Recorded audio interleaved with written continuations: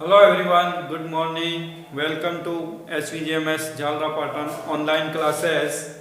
It is our chapter number 7, Diversity in Living Organisms, and today we are going to take part number 10, and our topic is Animal Kingdom. Animal kingdom आज हमारा topic रहेगा और ये हमारा part number 10 है। कल 9th part में हमने criteria of classification of elements discuss किया था। क्या क्या क्राइटेरिया हैं जिनके आधार पर एनिमल्स को क्लासिफाई किया जाता है। साथ में हमने इधर 9 जो हमारे फाइलम हैं एनिमल किंगडम के मेजर फाइलम, 9 मेजर फाइलम, ठीक है, क्योंकि मैंने आपको बताया था वैसे तो आपके 34 to 36 फाइलम है, लेकिन जो मेजर फाइलम है वे हम पढ़ते हैं तो वे कितने आपके 9, ठीक है। तो हमने उनके नाम भी यहाँ पर लिखे थे और पढ़े थे। साथ में ये क्राइटेरिया जो होते हैं जैसे ऑर्गेनाइजेशन ऑफ एनिमल बॉडी, वे सेलुलर लेवल पे होते हैं, टिश्यू लेवल पे होते हैं, ऑर्गन लेवल पे होते हैं या ऑर्गन सिस्टम लेवल पे होते हैं।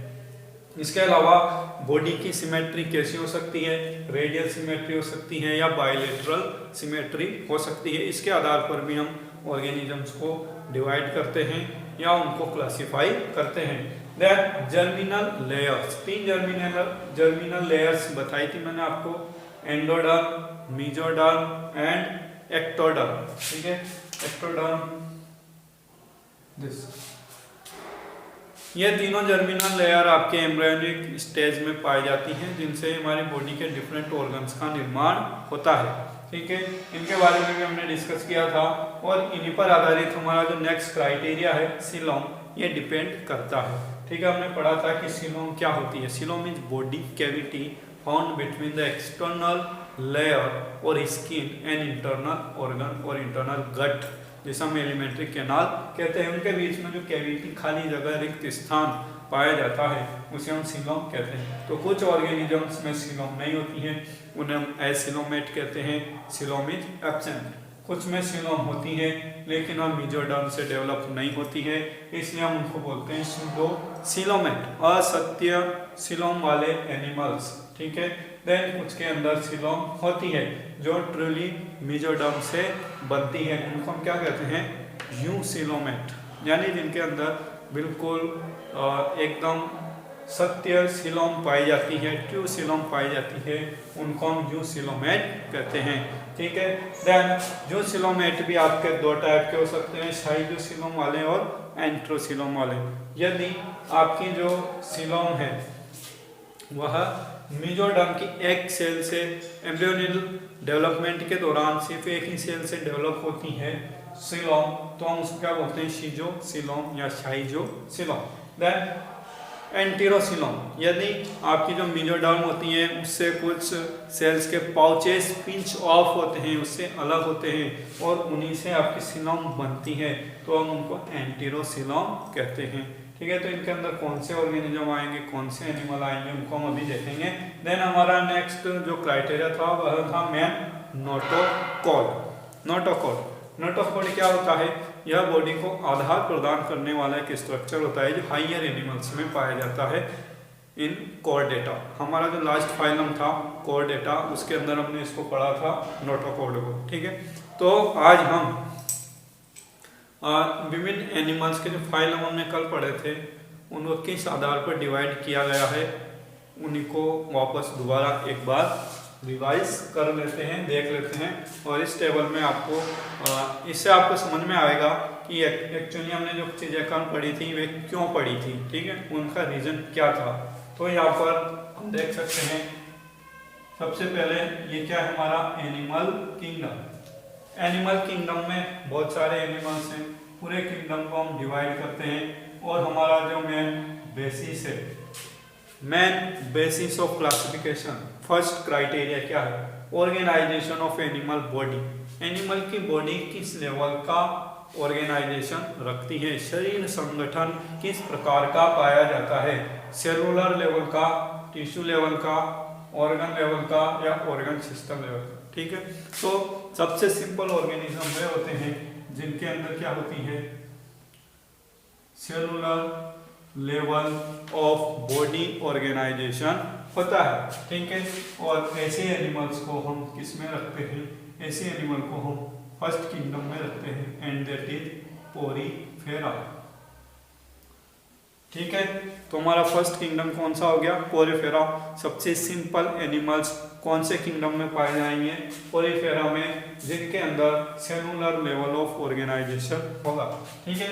बाकी के जो ऑर्गेनाइजेशन है, ठीक है, वे टिश्यू लेवल का ऑर्गेनाइजेशन हो सकता है, ठीक है, या टिश्यू से आगे ऑर्गन लेवल का ऑर्गेनाइजेशन हो सकता है, ऑर्गन सिस्टम का हो सकता है। तो हम उनको आगे सबको आगे डिवाइड करेंगे। तो टिश्यू लेवल का ऑर्गेनाइजेशन यदि उनके अंदर है तो उन ऑर्गेनिज्म को हम आगे डिवाइड करेंगे, ठीक है। किन आधार पर, किन आधार पर, टिश्यू सभी ऑर्गेनिजम्स में पाए जाएंगे, ठीक है। जिनमें ऑर्गन होगा उनमें भी टिश्यू होगा, और जिनमें ऑर्गन सिस्टम होगा उनमें भी टिश्यू होगा। तो इनको हम किन आधार पर फर्दर डिवाइड करेंगे, ठीक है। तो इनको हम सीलोम के आधार पर, यहाँ पर हमने पढ़ा था ना सीलोम, सीलोम के आधार पर इनको आगे डिवाइड करेंगे। अब सीलोम के आधार पर करना है, इसका मतलब इनमें आपके 3 जर्मिनल लेयर्स भी आ गई और सिमेट्री भी हम यहाँ पर थोड़ा डिस्कस कर लेंगे, ठीक है। लेकिन मेन आधार क्या होगा, मेन क्राइटेरिया क्या होगा फर्दर क्लासिफिकेशन का after level of organisation, it is presence और absence of coelom, coelom present है या नहीं, ठीक है। तो ऐसे ऑर्गेनिज्म जिनके अंदर सीलोम नहीं पाई जाती है उनको हम क्या कहते हैं, असीलोमेट, ठीक है। जिनके अंदर सीलोम एब्सेंट है, ऐसे फाइलम को या ऐसे एनिमल्स को हम कौन से फाइलम में रखते हैं, तो हम उनको बोलते हैं सेकंड फाइलम। क्या था हमारा, मैंने कल आपको 9 फाइलम याद करने के लिए कहा था, सेकंड फाइलम कौन सा था, सिलेंटिरेटा, ओके। तो सिलेंटिरेटा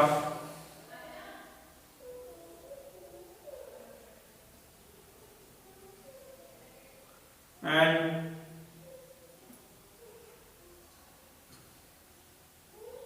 प्लेटिहेलमिन्थेस आपके किस में आ जाते हैं, असीलोमेट में आ जाते हैं, ओके। देन इसके बाद कुछ ऐसे ऑर्गेनिज्म थे जिनके अंदर बॉडी कैविटी यानी सीलोम तो थी लेकिन वह ट्रूली मेसोडर्म से नहीं बनी थी, तो हमने उनको क्या कहा था, सूडोसीलोमेट कहा था, ठीक है। तो यहाँ पर ऐसे ऑर्गेनिज्म जिनके अंदर बॉडी कैविटी कैसी है, सूडोसीलोम है, सूडोसीलोम, जिनके अंदर बॉडी कैविटी ट्रू नहीं है उनको आप क्या कहेंगे, सूडोसीलोमेट्स, ठीक है। ये असीलोमेट है, ये सूडोसीलोमेट, ऐसे ऑर्गेनिज्म जिनके अंदर फॉल्स बॉडी कैविटी पाई जाती है। और इसके अंदर आपके जो फाइलम आता है वह चौथे नंबर का आता है, उसको हम बोलते हैं नीमेटोडा, ठीक है। फाइलम का नेम क्या होगा, नीमेटोडा। इसको हम एस्केलहेलमिन्थेस भी कहते हैं, एस्केलमिन्थेस, जैसे ये था प्लेटिहेलमिन्थेस, इसी तरह से क्या है, एस्केलमिन्थेस, ओके। ये आपके 4 फाइलम हो गए यहाँ पर, और जिनके अंदर ट्रू सीलोम पाई जाएगी, ऐसे ऑर्गेनिज्म जिनके अंदर क्या पाई जाएगी, ट्रू सीलोम पाई जाएगी, उनको हम क्या बोलेंगे, सीलोमेट। और इसके अंदर कौन सा फाइलम आएगा, तो इसके अंदर आपके 5वें 6ठे नंबर के फाइलम आते हैं, ठीक है। जैसे सीलोमेट है, तो सीलोमेट भी यहाँ पर 2 ग्रुप में डिवाइड हो सकते हैं। हमने पढ़ा था कि यदि ट्रू सीलोम है तो उसमें भी 2 ग्रुप हो सकते हैं, शाइजोसीलोम वाले और एंटीरोसीलोम वाले, ठीक है। तो ऐसे ऑर्गेनिज्म जिनके अंदर सीलोम तो है लेकिन कौन सी है, शाइजोसीलोम है, ठीक है, या जिनको हम शाइजोसीलोमेट कहते हैं। शाइजोसीलोमेट का मतलब क्या हुआ है ना, mesodermal cells form a single cell during growth of the embryo. जब एम्ब्रियो की ग्रोथ होती है, जो मेसोडर्मल सेल्स होती है हमारी, वे एक सिंगल सेल से सीलोम का निर्माण करती हैं, उसे हम क्या बोलते हैं, शीजोसीलोम कहते हैं। और यह कौन कौन से ऑर्गेनिज्म में या कौन कौन से फाइलम में पाई जाएगी, तो ये आपके 5th नंबर पे जो आता है हमारे निमेटोडा के बाद, एस्केल हेलमिंथिस के बाद यह है हमारा एनेलिडा। एनीलिडा, ठीक है। एनीलिडा के बाद 6ठे नंबर पे आता है मोलस्का, और मोलस्का के बाद आता है 7वें नंबर पर आर्थ्रोपोडा। एनीलिडा, मोलस्का और आर्थ्रोपोडा, ये सब किसमें आए, आपके शीजोसीलोम वाले ग्रुप में आए, ठीक है। जिनके अंदर सीलोम तो है, लेकिन किस टाइप की है, शीजोसीलोम। ये चीजें जब हम इनके कैरेक्टर्स लिखेंगे तब काम आएगी। आपसे पूछा जाएगा कि आप एनीलिडा को उसके कैरेक्टरिस्टिक्स को एक्सप्लेन करें, उसके क्या क्या बेसिक कैरेक्टरिस्टिक्स हैं एनीलिडा फाइलम के, तो आप इसमें क्या लिखेंगे, हाँ। तो मेन चीज इसमें ये आएगी कि in the phylum Annelida the animals with schizocoelom and tissue level of organization are placed। किस तरह के एनिमल्स इसमें रखे गए हैं शीजोसीलोम वाले। या कोई छोटा क्वेश्चन बन जाता है, आप बड़ी क्लासों में जाते हैं, नीट और जेई के एग्जाम्स देते हैं, आरपीसी, आरएएस, आईएएस के एग्जाम्स देते हैं, एसएससी के एग्जाम्स देते हैं, तो उनमें इस तरह के क्वेश्चन पूछे जाते हैं। जनरल साइंस के अंदर ये क्वेश्चन आते हैं। 10th तक की जो भी साइंस है वो आपके जनरल साइंस में, सामान्य विज्ञान में आती है। तो ये चीजें आपको याद रखना चाहिए। जैसे यहाँ पर ये 3 तो यहाँ पर लिखे हुए हैं, एनीलिडा, मोलस्का और आर्थ्रोपोडा। इसके अलावा यहाँ पर एक और हमने लिख दिया कोरडेटा, ठीक है। 4 ऑप्शन आ गए और आपसे पूछ लिया बताओ इनमें से किस में शीजोसीलोम नहीं पाई जाती है, तो फिर आप क्या लिखेंगे वहां पर, आंसर कोरडेटा। तो इस तरह से क्वेश्चंस को सॉल्व करने के हिसाब से हम यहाँ पर स्टडी कर रहे हैं। आप इसको अदरवाइज एनीवेज लेकर ना देखें और ना ही इसको पढ़ें, ठीक है। तो ये जो शीजोसीलोम है, इसके अंदर कितने फाइलम आएंगे, 3, एनीलिडा, मोलस्का और आर्थ्रोपोडा। देन इसके बाद हमारा जो नेक्स्ट क्राइटेरिया है क्लासिफिकेशन का, वो क्या है, नोटोकॉड, प्रेजेंस और एब्सेंस ऑफ नोटोकॉड। तो इसके आधार पर भी हम यहाँ पर ऑर्गेनिजम्स को बांट देते हैं, ठीक है। तो जिस तरह से हमने प्लांट किंगडम में पढ़ा था, मैंने आपको समझाया था टेक्नोलॉजीज में क्या होती जाती है, वृद्धि होती जाती है। जैसे जैसे इवोल्यूशन आगे बढ़ता है, ऑर्गेनिजम्स में टेक्नोलॉजी आगे बढ़ती जाती है। तो उसी तरह से यहाँ पर भी क्या हो रहा है, धीरे धीरे टेक्नोलॉजी आगे बढ़ रही है और नए नए फाइलम, नए नए ऑर्गेनिजम्स, उनमें नए नए कैरेक्टरिस्टिक्स डेवलप हो रहे हैं। तो शीजोसीलोम के बाद हमारा जो नेक्स्ट क्राइटेरिया है वह है एंटेरोसीलोम, जिनके अंदर सीलोम होती है। और कैसी सीलोम होती है, एंटेरोसीलोम होती है, यानी ट्यूसीलोम होती है, और इनको हम एंटेरोसीलोमेट ऑर्गेनिज्म बोलते हैं। तो इनके अंदर भी यहाँ पर 2 कैटेगरी हो सकती है, ठीक है। ट्यूसीलोम वाले ऑर्गेनिज्म में हो सकता है कि वहाँ पर आपके नोटोकॉड प्रेजेंट हो या नोटोकॉड प्रेजेंट ना हो, ठीक है। नेक्स्ट क्राइटेरिया नोटोकॉड या तो एब्सेंट होगा या नोटोकॉड क्या होगा, प्रेजेंट होगा। यदि नोटोकॉड यहाँ पर प्रेजेंट हुआ, ठीक है, या एब्सेंट हुआ, तो हम इनको फर्दर क्या नाम देंगे, कौन से फाइलम इनके अंतर्गत आएंगे। तो यदि नोटोकॉड एब्सेंट होता है तो इसके अंदर हम रखते हैं इकाइनोडर्मेटा।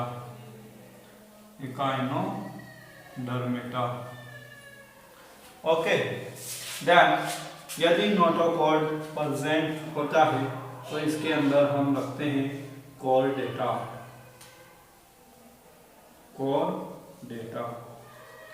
और कोरडेटा जो फाइलम है, इकाइनोडर्मेटा हमारा 8वां फाइलम था और कोरडेटा 9th नंबर का फाइलम है, ठीक है। इसको हम सब फाइलम में आगे डिवाइड कर देते हैं कोऑर्डिनेटा को।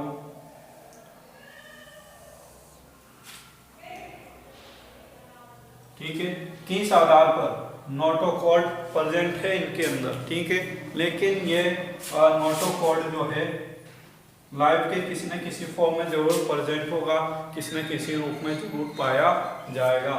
लेकिन कुछ ऑर्गेनिज्म ऐसे होंगे जिनके अंदर notochord will convert into vertebral column. Notochord किस में बदल जाएगा?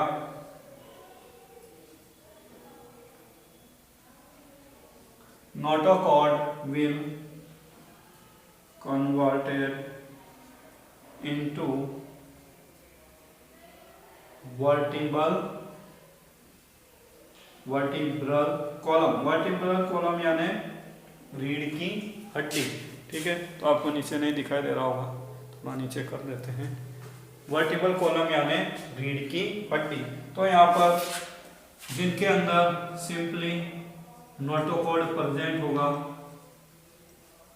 Notochord present in any life stage, इनमें किसी लाइफ के किसी स्टेज में यदि नोटोकॉड प्रेजेंट है, क्योंकि कुछ ऑर्गेनिजम्स क्या होते हैं डायमॉर्फिज्म दिखाते हैं, मतलब ये पहले लार्वाल अवस्था में होते हैं, लार्वा पाया जाता है, फिर उसके बाद एडल्ट में बदलते हैं। ठीक है, तो ऐसे ऑर्गेनिज्म में लार्वल स्टेज में नोटोकॉड प्रेजेंट होता है। ठीक है, तो उनको हम बोलते हैं प्रोटोकॉर्डेटा। प्रोटोकॉर्डेटा। और ऐसे ऑर्गेनिजम्स जिनके अंदर नोटोकॉड किस में बदल जाता है?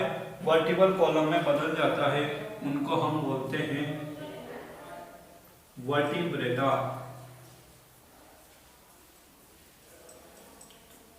उनको हम क्या बोलेंगे? वर्टिब्रेटा। ठीक है, तो इस तरह से हमारे जो 9 फाइलम है वे यहाँ पर कंप्लीटली क्या हो जाते हैं? डिवाइड हो जाते हैं। किस आधार पर? एक 5 मेन बेसिस क्राइटेरिया के आधार पर। ओके, तो यहाँ पर हमने सभी हमारे जितने भी किंगडम है, फाइलम है, उनको 5 और 9 फाइलम में डिवाइड कर दिया है। ठीक है, आप इनको एक बार और देखें।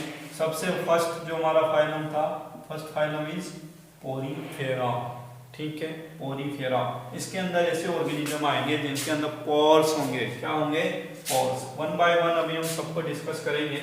और ये सेलुलर लेवल का ऑर्गेनाइजेशन होगा, बिल्कुल सिंपल टाइप के ऑर्गेनिज्म होंगे, सीसाइल होंगे, मतलब एक ही जगह पर बॉटम से चिपके हुए रहेंगे।